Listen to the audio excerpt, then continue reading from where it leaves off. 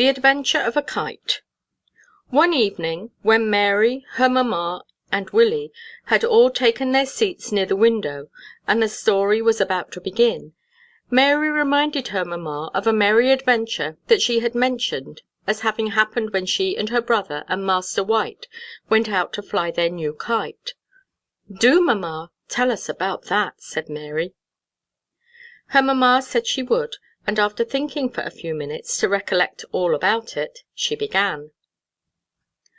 One fine breezy morning in October, Master White came suddenly to our house, with his eyes looking so bright, and his cheeks so red from running in the fresh air, and quite out of breath besides. "What is the matter, James?" we all cried out. "What a red face you've got!" "Have I?" said he. "My nose is so cold. I ran here as fast as I could.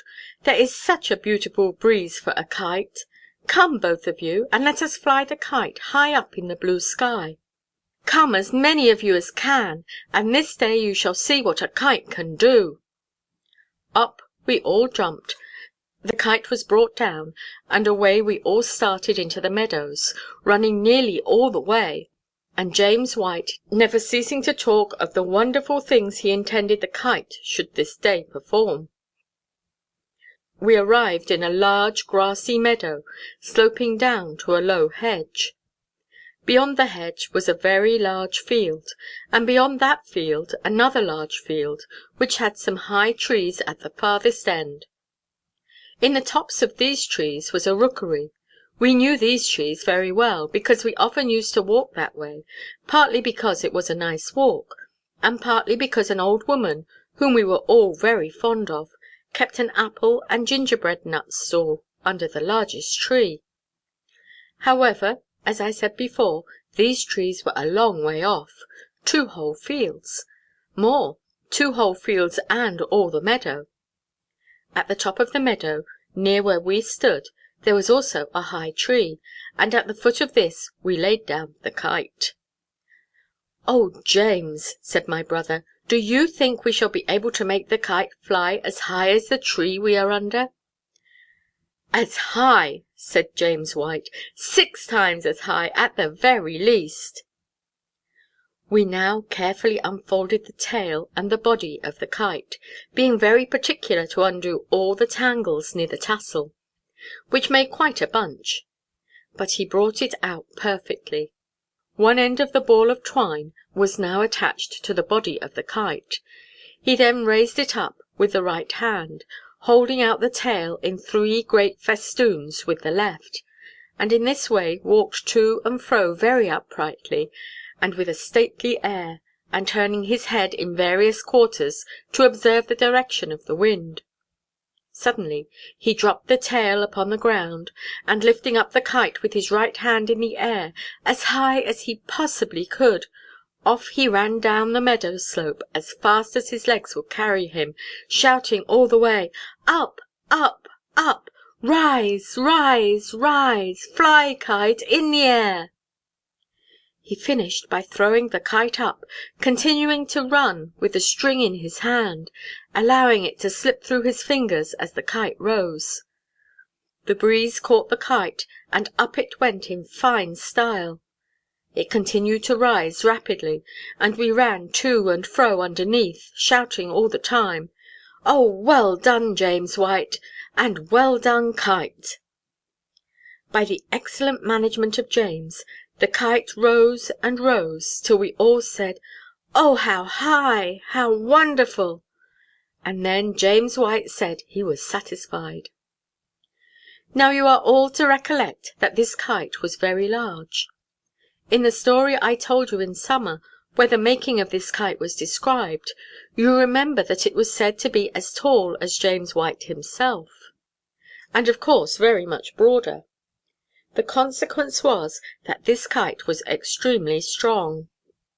So we all sat down on the grass to hold the string, which James White said was necessary, as the kite struggled and pulled so hard. It was now up quite as high as the string would allow it to go, but the wind seemed to be increasing, and James White said he began to be rather afraid that he must draw the kite downwards, for fear it should have a quarrel with the wind up in the clouds, and then some accident might happen. We accordingly began to draw down the kite slowly, winding the string upon the stick as it gradually descended. But notwithstanding all this care, an accident did happen after all. Before the kite was half–way down, a strong wind suddenly caught it sideways, and the kite made a long sweep downwards like a swallow, rising up at some distance, swinging its tail about in a most alarming manner. "Bless my heart!" said James White. Up we all jumped from the grass. "Help me to hold her!" cried James White. "How she struggles!" Again came the wind.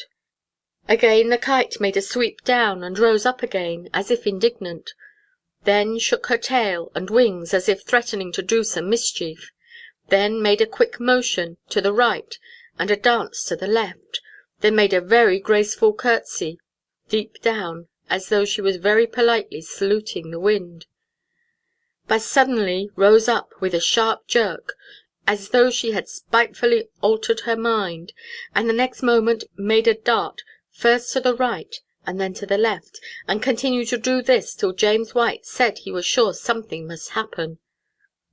We all held the string as fast as we could, and tried to pull down the kite, but it was impossible, for instead of bringing her down, we were all three dragged along down the meadow–slope, crying out, "Somebody come and help us! Somebody come and help us!" But nobody else was near. In this manner the kite was pulling us along, the string cutting our hands, and running through our fingers like fire, till at last I was obliged to let go, and being unable to get out of the way, was knocked down, and being also unable to roll myself out of the way, my brother fell over me. James White was thus left alone with the kite, and was dragged, struggling and hallooing, down the meadow–slope. He was determined, however, not to let go. Nothing would make him loose the string.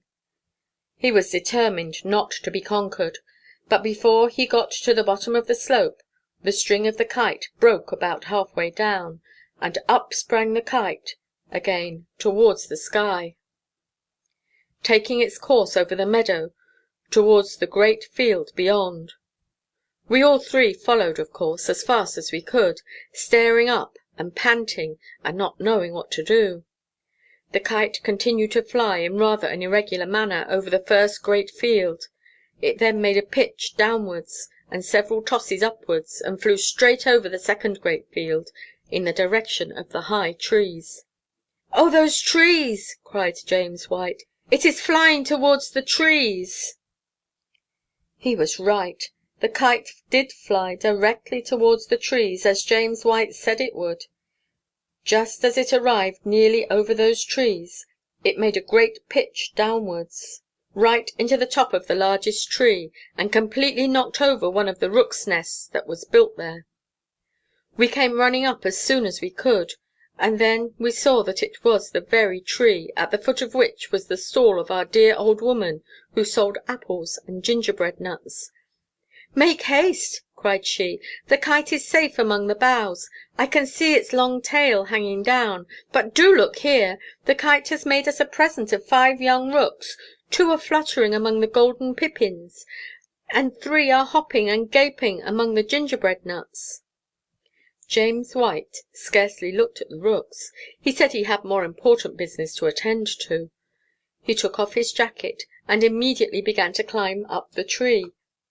In less than 20 minutes he succeeded in bringing down the kite, with only 2 small rents in his left shoulder, and the loss of 1 wing, all of which he said he could easily repair.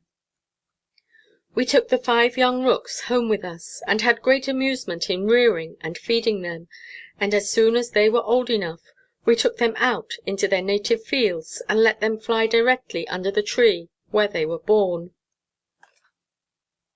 End of The Adventure of a Kite.